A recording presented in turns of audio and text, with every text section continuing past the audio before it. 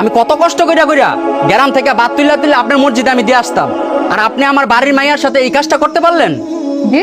সাথে ভাই, এটা তাড়াতাড়ি এখান থেকে বাইর করেন, এই মসজিদ থেকে খেদাই দেন। ভাইয়া, আজকে হুজুরে পুলিশে ধরায় দাও, যাতে এরপর থেকে মসজিদে কাজ করতে না পারে। কিসি ইমাম সাহেব?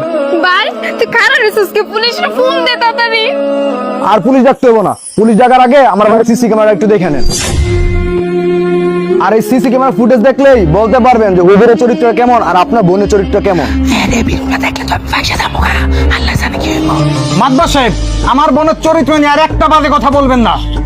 বাজে কথা বাদ দেন, আগে ভিডিওটা দেখেন।